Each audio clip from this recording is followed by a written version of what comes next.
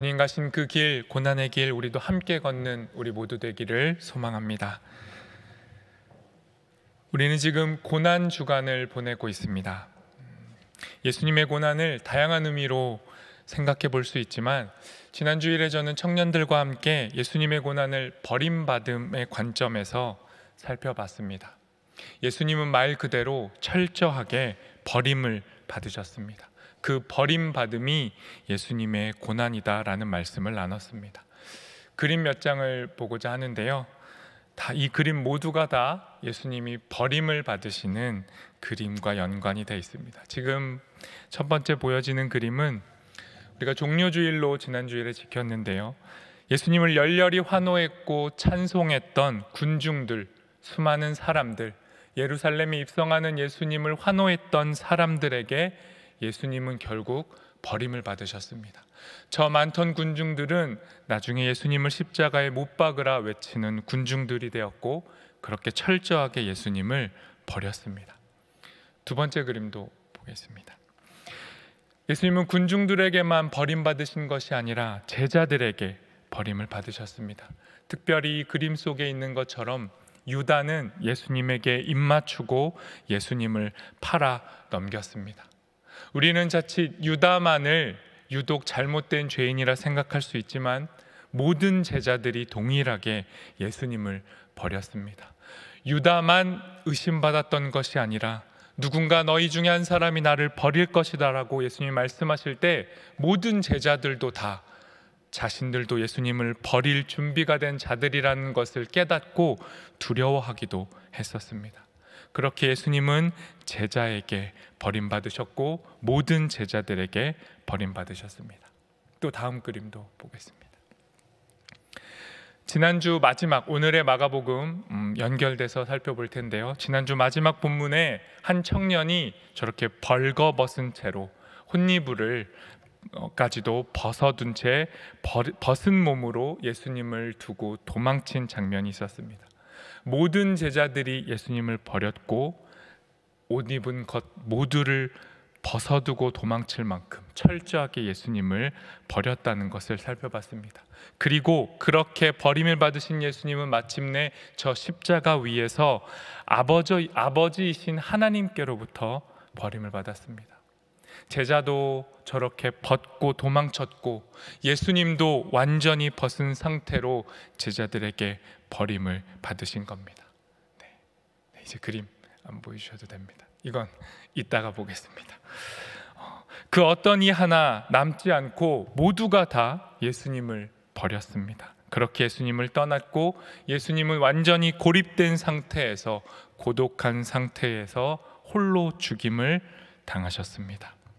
그리고 오늘 우리는 이 버려지는 고난 가운데 있는 예수님의 고난 중에서 특별히 제자가 예수님을 버리는 것, 그 중에서도 예수님의 대표적인 제자라고 할 수 있는 베드로의 부인, 베드로가 예수님을 버리는 모습, 이 장면을 가지고, 이 말씀을 가지고 예수님이 당하신 고난과 오늘을 살아가고 있는 우리도 베드로처럼 예수님을 버리고 있지 않은지 우리의 모습도 돌아보며 예수님은 이런 우리에게 무엇라 말씀하시는지 함께 살펴보도록 하겠습니다. 먼저 오늘의 본문의 배경이 되는 장면을 살펴보도록 하겠습니다. 마가복음 14장 53절부터 54절까지의 말씀입니다. 우리 함께 읽겠습니다. 그들이 예수를 끌고 대제사장에게로 가니 대제사장들과 장로들과 서기관들이 다 모이더라. 베드로가 예수를 멀찍이 따라 대제사장의 집들 안까지 들어가서 아랫사람들과 함께 앉아 불을 쬐더라. 종교 지도자들은 이미 제자들이 다 예수님을 버리고 도망친 상태에서 홀로 남겨진 예수님을 대제사장의 집으로 끌고 갔습니다. 그리고 베드로가 도망쳤지만 그래도 예수님을 멀찍이 떨어져서 뒤따라 가 있습니다. 그리고 지금 대제사장의 집 안마당까지 들어갔고, 그는 하인들과 함께 불을 쬐면서 예수님을 바라보고 있습니다.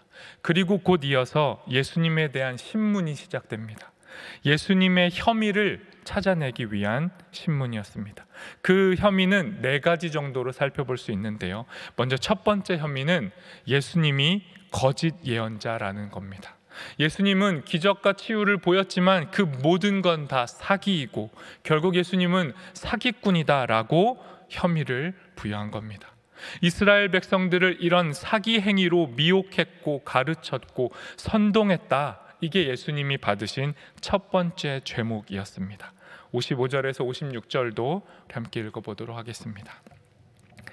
대제사장들과 온 공회가 예수를 죽이려고 그를 칠 증거를 찾되 얻지 못하니 이는 예수를 쳐서 거짓 증언하는 자가 많으나 그 증언이 서로 일치하지 못함이라. 이 종교 지도자들은 어떻게 해서든지 예수님께 죄를 뒤집어 씌워야 했습니다. 그래서 거짓 증인들까지 세웠습니다. 하지만 그들의 증언이 서로 일치하지 않았던 거죠. 예수님은 분명히 사기 행각이 아니고 진정한 기적과 치유를 보여주셨습니다. 나면서부터 눈먼 자의 눈을 뜨게 해주셨고 죽은 자까지 살려주셨습니다. 다른 사람들은 이 모든 걸 다 음해할 수 있지만 고침을 받은 사람들은 분명하게 고백했습니다.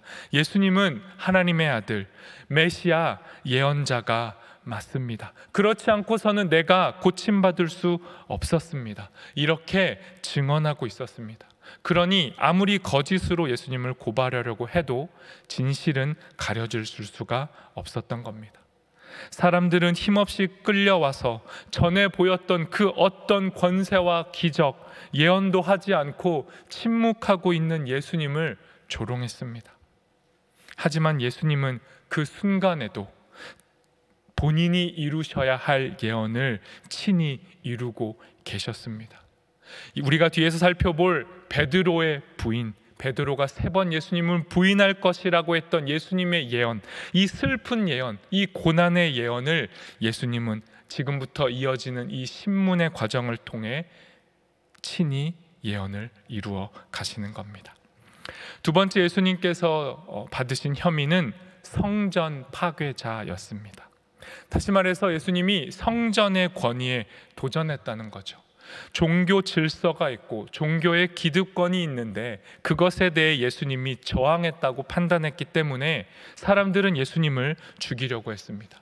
예수님을 제거해야 자신들이 누려왔던 권력이 유지될 것이라고 계산을 했던 것이죠. 마가복음 14장 57절부터 59절도 읽어보겠습니다. 어떤 사람들이 일어나 예수를 쳐서 거짓 증언하여 이르되 우리가 그의 말을 들으니 손으로 지은 이 성전을 내가 헐고 손으로 짓지 아니한 다른 성전을 사흘 동안에 지으리라 하더라 하되 그 증언도 서로 일치하지 않더라. 거짓 증인들을 또 세웁니다. 그리고 예수님이 예수님의 손으로 성전을 허물고 손으로 짓지 않은 다른 성전을 3일 만에 세우겠다고 말했다고 거짓 증언을 합니다. 이건 거짓 증언입니다. 예수님은 엄밀히 말해서 자신이 직접 성전을 허물겠다고 말씀하신 적이 없습니다. 로마에 의해 예루살렘 성전은 파괴될 것이라고 예언을 했던 것이죠. 그럼에도 분명 예수님은 건물로서의 성전이 아니라 성령을 통해 하나님께서 우리 안에 거하시는 새로운 성전을 세우시겠다고 말씀하신 것도 맞습니다. 그러나 이 성전을 자신들의 권력의 상징, 정체성으로 여겼던 당대의 종교 지도자들은 성전 밖에서 활동하고 자꾸 새로운 성전을 짓겠다라고 말하고 새로운 생명의 움직임을 일으키는 이 예수님을 용납할 수가 없었습니다. 성전에서 매매를 하고 종교 장사를 하고 있었으면서 그 관행을 유지하고 있었는데 예수님이 이것을 뒤집어 엎어버리시니까, 예수님이 말 그대로 이미 살아계실 때 성전을 허물고 계셨으니까, 성전을 뒤집어 엎으시니까 이걸 용납할 수가 없었던 것이죠. 그래서 죽이고 싶어 했고 이렇게 거짓 혐의를 뒤집어 씌워서라도 죽이려 하는 겁니다. 세 번째 예수님이 받으신 거짓 혐의는 반란 지도자입니다. 예수님이 유대인의 왕을 사칭하고 다녔다는 겁니다. 로마의 평화를 위협하고 로마의 저항을 하는 정치범이라고 몰아간 거죠. 예수님이 정치범으로 죽었다라는 증거가 바로 십자가라는 처형 틀입니다. 당시에 교양이 있었던 로마인들은 십자가라는 말도 입에 담지 않았습니다. 십자가라는 말은 저급한 말이었고 교양 없는 말이었고 범죄 행위였고 그 정도로 십자가가 잔인했고 가혹했고 저주와 금기의 상징이었던 겁니다. 그러니 예수님이 십자가에 달려 죽었다, 이것만 봐도 예수님은 분명 로마 입장에서는 정치범으로 죽임을 당하신 겁니다. 로마의 통치를 받고 있었던 상황 속에서 유대 지도자들은 자기의 힘만으로는 예수님을 죽일 수 없다는 걸 잘 알았습니다. 그래서 유대 지도자들은 예수님을 합법적으로 죽이기 위해서, 로마를 통해 죽이기 위해서 로마에게 예수님이 위협이 된다, 예수님이라는 존재가 결국은 로마의 평화를 깨트릴 거다, 그러니 예수는 제거돼야 한다라고 로마에게 고발을 했던 것이죠. 당시에 로마 제국은 본토가 아닌 지역에는 총독을 파견해서 통치하고 있었습니다. 그런데 이 총독들이 제일 무서워했던 게 뭐냐면 밀란이었습니다. 자기가 통치하고 있는 지역에서 밀란과 소동이 일어나면 로마 제국의 질서가 흔들리는 거고, 이를 방기한 총독은 황제의 명령에 의해서 자기의 자리를 박탈당했기 때문입니다. 그러니 총독들은 원주민들의 민심에 민감했고, 그 민심을 중재하는 대리자들, 예를 들면 이 이스라엘 입장에서는 유대 종교 지도자들과 긴밀하게 관계를 유지해야 했습니다. 이 정치적인 공생관계, 이 정치적 계산의 수에 빨랐던 종교 지도자들, 유대 종교 지도자들은 예수님을 유대인의 왕이라고 사칭했다, 로마의 위협이 되는 반란의 지도자라고 몰아갔고, 그렇게 예수님을 로마에 고발했던 것입니다. 이 고발이 제대로 통하게 됐고, 이 고발 때문에 실제 예수님은 빌라도 총독에 의해 십자가형을 받으신 거죠. 마지막 네 번째 예수님이 받으신 거짓 혐의가 있습니다. 신성모독입니다. 우리도 잘 알고 있고 유대인들 입장에서 이게 가장 중요한 죄목입니다. 유대 지도자들 입장에서 예수를 죽여야만 하는, 아니 예수를 죽일 수 있는 가장 결정적인 혐의가 바로 신성모독이었습니다. 마가복음 14장 60절에서 62절 함께 읽어보도록 하겠습니다. 대제사장이 가운데 일어서서 예수에게 물어 이르되 너는 아무 대답도 없느냐?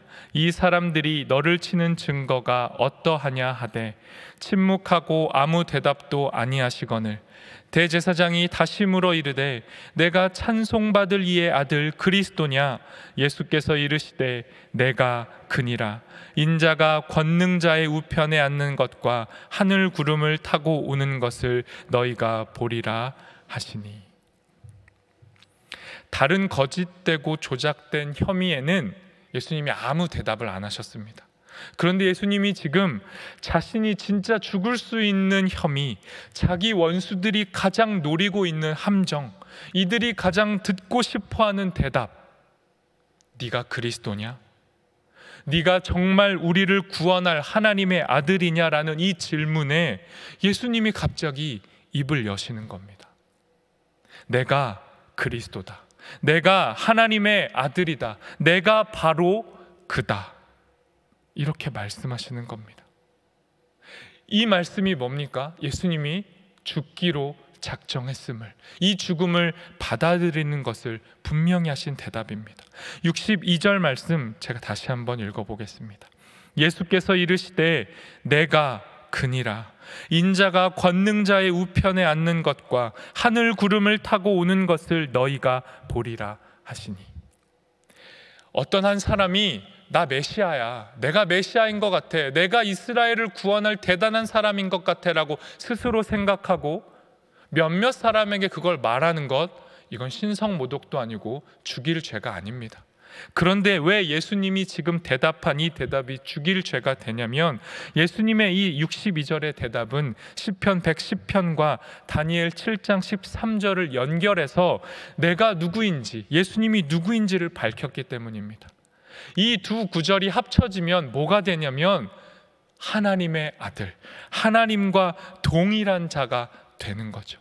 그러니 사람들이 난리가 난 겁니다.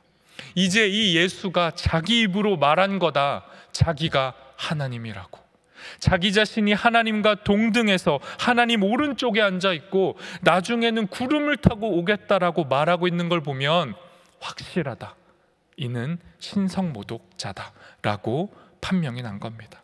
그래서 난리 난 사람들이 63절, 64절에서 이렇게 반응합니다. 우리 같이 읽어보겠습니다. 대제사장이 자기 옷을 찢으며 이르되 우리가 어찌 더 증인을 요구하리오. 그가 그 신성모독하는 말을 너희가 들었도다. 너희는 어떻게 생각하느냐 하니 그들이 다 예수를 사형에 해당한 자로 정죄하고. 지금까지 신문, 이 거짓된 조작된 신문을 인도해왔던 대제사장이 자기 옷을 찢고 속으로는 웃었을 텐데 겉으로는 가장 참담한 척 연기를 하면서 눈물까지 흘려대면서 오바하면서 퍼포먼스를 하는 겁니다. 더 이상 무슨 증거가 필요합니까, 여러분? 더 이상 증인이 필요하지 않습니다. 본인이 본인의 입으로 하나님과 자신을 동등하다고 말했으니, 하나님을 모독했으니 사형에 처하는 게 마땅합니다. 이렇게 호소하니 사람들이 화답한 겁니다. 맞습니다. 이 자는 죽여야 합니다. 게임이 끝난 겁니다. 이대로 예수님은 이제 빌라도 총독에게 넘겨져서 십자가에 달려 죽게 됩니다. 예수님은 부당한 혐의를 뒤집어 썼고 거짓 혐의를 뒤집어 썼고 정치범, 반란 주동자, 신성 모독자, 정치 종교 범죄자로 십자가 처형을 받은 겁니다.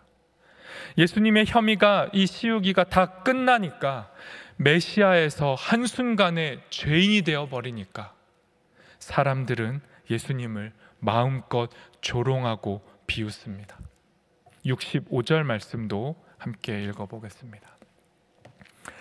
어떤 사람은 그에게 침을 뱉으며 그의 얼굴을 가리고 주먹으로 치며 이르되 선지자 노릇을 하라 하고 하인들은 손바닥으로 치더라. 이 사람들 중에 분명히 예수님이 입성할 때 환호하고 열광하는 그 군중 속에 있었던 사람들이 있었을 겁니다. 그런데 이 사람들이 지금 뭐라고 말합니까? 네가 예언자가 맞냐? 예언자면 맞춰봐라. 침을 뱉고 예수님의 얼굴을 가린 다음에 주먹으로 예수님을 때리고 이렇게 말한 겁니다. 누가 때렸는지 맞춰봐라. 조롱하는 거죠. 네가 예언자라며, 그렇게 많은 기적과 치유를 보였으니 지금도 맞춰봐라. 너가 예언자인 걸 우리에게 보이라 라고 조롱한 겁니다. 그런데 예수님은 이 순간에도 자신이 예언자이심을 드러내고 있었습니다. 침묵하심으로도 드러내고 있었습니다. 베드로야, 내가 나를 3번 부인하리라 하고 예언하셨던 그 예언을 이제 예수님께서 성취하기 시작하십니다. 66절과 67절 말씀 읽도록 하겠습니다. 같이 읽겠습니다. 베드로는 아랫뜰에 있더니 대제사장의 여종 하나가 와서 베드로가 불 쬐고 있는 것을 보고 주목하여 이르되 너도 나사렛 예수와 함께 있었도다 하거늘. 예수님은 자신의 예언을 이렇게 성취하십니다. 베드로는 예수님의 제자였습니다. 제자라 함은 예수님과 함께 하는 자입니다. 이 사실을 지금 여종이 잘 알고 여종이 이렇게 말하는 겁니다. 베드로, 너는 예수, 나사렛 예수와 함께 있었던 사람이지 않냐? 너 예수의 제자 맞지 않냐? 너 그리스도인 맞지 않냐? 라고 물어본 겁니다. 그런데 베드로가 뭐라고 말합니까? 나는 예수와 함께 있지 않았다. 나는 예수를 모른다. 예수를 모른다라는 이 말은 단지 예수를 모르는 게 아니라 예수를 부정하는 겁니다. 예수의 사람이 아니라고 말하는 겁니다. 그리고 여기에서 가만히 있지 않고 계속 물어오니까, 사람들이 아니야 너 예수와 함께 있었어 라고 계속 말하니까 마지막에 베드로가 71절에서 이렇게 말합니다. 같이 읽어보겠습니다. 71절입니다. 그러나 베드로가 저주하며 맹세하되 나는 너희가 말하는 이 사람을 알지 못하노라 하니. 베드로가 결국에 뭐라고 말하는 겁니까? 난 예수와 함께 있지 않았고 나는 예수를 모른다. 그런데 저주를 하는 거죠. 신학자들은 이 저주를 두 가지로 설명합니다. 첫 번째, 이런 저주를 했을 겁니다. 이런 저주받을 자, 하나님을 모독하고 신성모독을 하는 어떻게 이런 거짓된 죄인, 이 저주받은 사람을 내가 함께 하는 사람이었겠냐. 나는 이 저주받은 자와 함께 하지 않았다. 나는 이 저주받은 자를 모른다. 이렇게 예수님을 저주했을 수 있죠. 반대로 이렇게 쓸 수 있습니다. 나는 만약 내가 이 사람과 함께 있었다면 내가 저주받아도 마땅하다. 자기 자신을 걸고 저주하는 겁니다. 내가 예수를 안다면, 내가 예수와 함께 했다면 내가 저주받겠다. 베드로가 어떤 식으로 저주를 했던지 베드로 제자는 지금 예수님을 완전히 버리고 있는 겁니다. 자기 자신을 저주하면서, 예수 자신을 저주하면서 그렇게 예수님을 모른다 하고 버리고 있는 것입니다. 이렇게 베드로가 3번 정확하게 예수님의 예언대로 예수님을 모른다 하자 72절에서 예수님이 하신 예언이 성취가 됩니다. 72절 말씀도 같이 읽겠습니다. 닭이 곧 2번째 울더라. 이에 베드로가 예수께서 자기에게 하신 말씀 곧 닭이 2번 울기 전에 내가 3번 나를 부인하리라 하심이 기억되어 그 일을 생각하고 울었더라. 예수님은 침뱉음 받고 조롱당하고 비참하게 지금 찢겨지고 계시지만 이 상황에서도 예언을 이루셨습니다. 슬픔의 예언이 성취되었습니다. 이 슬픈 예언의 성취를 누가복음은 조금 다르게 설명합니다. 누가복음 22장 61절에서 62절 말씀을 제가 읽어보겠습니다. 주께서 돌이켜 베드로를 보시니 베드로가 주의 말씀 곧 오늘 닭 울기 전에 내가 3번 나를 부인하리라 하심이 생각나서 밖에 나가서 심히 통곡하니라. 누가복음은 베드로가 예수님을 버리고 모른다고 부인할 때, 예언이 성취될 때 예수님이 베드로를 똑바로 바라보셨다라고 말씀하고 있습니다. 예수님은 우리가 예수님을 버릴 것, 부인할 것, 모른다고 할 것, 결정적인 순간에 예수님을 저주할 것을 아십니다. 아셨고 우리가 예수님을 버리는 그 순간에 우리를 외면하지 않고 우리의 눈을 똑바로 보시는 분입니다. 우리가 예수님을 버리는 순간에 예수님이 우리를 바라보십니다. 그래서 우리에게 소망이 있습니다. 예수님이 우리를 아시기 때문에, 우리의 비겁함을 아시기 때문에 우리가 예수님을 부인을 하지만 예수님은 자신을 인정하는 분이시고 우리는 예수님을 모른다 하지만 예수님은 우리를 아시는 분입니다. 이것이 복음입니다. 그래서 베드로의 실패, 제자들의 실패, 제자들의 부인, 우리의 실패, 우리가 예수님을 버리는 이 모든 것에도 불구하고 하나님은 우리를 포기하지 않으십니다. 우리는 예수님을 모른다 하고 예수님은 우리를 안다 하시는 이것이 우리에게 복음이 되는 것입니다. 오늘 말씀을 정리하고자 합니다. 예수님은 죽는 순간까지, 고난받는 순간까지, 모두가 예수님을 버리고 다 도망치는 순간에도 중심을 잃지 않으셨습니다. 예수님이 중심을 잃지 않으셨기 때문에 예수님은 죽으셨습니다. 예수님이 조금만 타협하고 그 중심을 잃으셨다면 예수님은 죽지 않으셔도 됐습니다. 그런데 예수님은 중심을 잃지 않으셔서 죽으셨고 제자들은 중심을 버리면서까지 살고자 했습니다. 예수님이 자기의 중심을 지키신 방법은 이런 겁니다. 하나님을 아셨고 예수님 자기 자신이 누구인지를 아셨고 우리가 누구인지를 아셨습니다. 하나님을 알고 자기 자신이 어떠한 삶을 살아야 하는지를 아셨고 예수님을 버리고 버릴 자들이 우리라는 걸 아는 것, 이것이 예수님의 중심이셨습니다. 끝까지 아셨고 끝까지 모른다 하지 않으셨고, 그래서 결정적인 순간에 네가 메시아냐라는 질문에 내가 메시아다, 내가 너희를 위해 죽을 자다, 내가 하나님의 아들로서 너희를 포기하지 않고 죽어야 하는 자다, 자기의 중심을 밝히신 거죠. 그래서 예수님은 죽었습니다. 하지만 제자들은 모두가 다 중심을 잃었습니다. 위기의 순간이 찾아오면 너나 없이 도망쳤고, 함께하는 것이 제자의 정체성임에도 함께함이 꼭 필요할 때, 예수님이 정말 나랑 함께 해달라고 간절히 애원할 때 예수님을 버렸습니다. 버리고 저주하며 중심을 잃고 흩어졌습니다.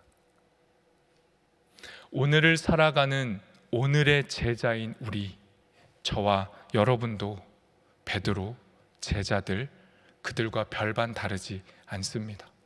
우리도 겉으로는 예수님을 사랑합니다, 예수님이 우리의 구원자입니다, 예수님이 메시아입니다 라고 외치지만 결정적인 순간에, 아니 더 솔직히 깊이 들어가 보자면 매 순간 예수님을 부인하는 거죠. 눈 한 번 감고 살짝 타협하고 적당히 신앙을 숨기면서 모른 척하고 넘어가지 않습니까?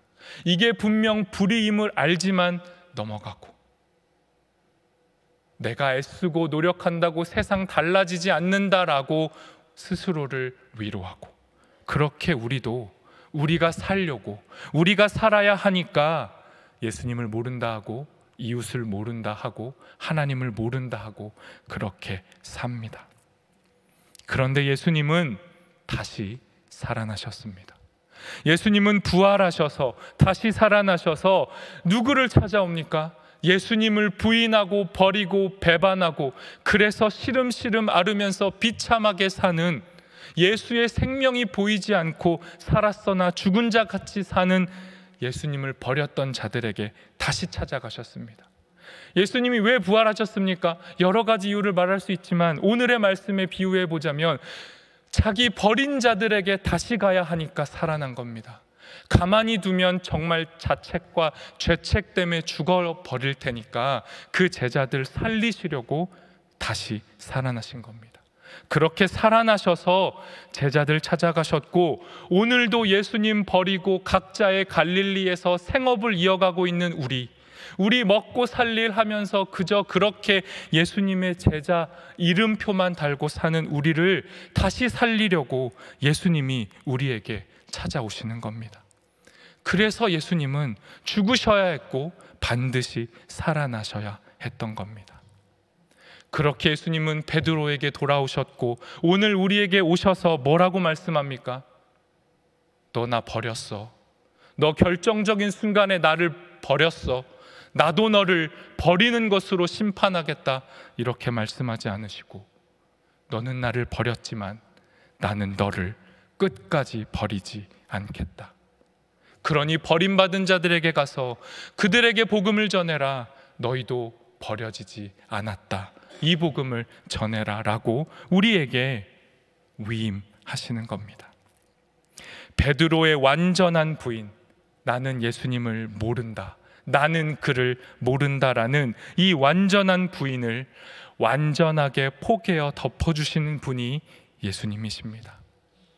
그러니 오늘을 살아가는 또 다른 베드로인 저와 여러분, 또 다른 유다인 저와 여러분, 다 벗고 도망치는 제자인 저와 여러분, 오늘의 이 예수님의 말씀을 기억하시고, 너희는 나를 모른다 해도 나는 너를 안다 라는 이 복음, 이 소망의 복음, 생명의 말씀을 먼저는 나 자신에게, 그리고 이 복음을 몰라서 지금도 버려진 삶을 살아가고 있는 우리의 이웃에게 이 생명의 복음을 전하는 우리 모두가 되기를 소망합니다.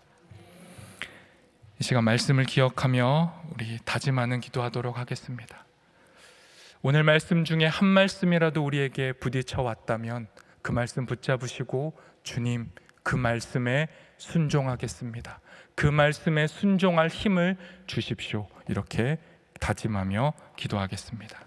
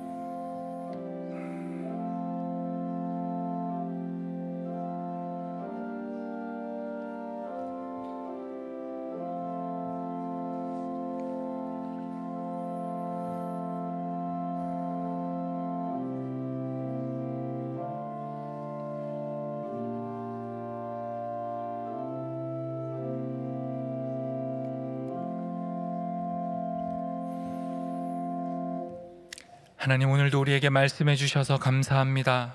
주님, 베드로와 같은 우리를 내가 너를 안다라고 말씀하시고, 너는 나를 버려도 나는 너를 버리지 않는다라고 말씀해 주시니 감사합니다.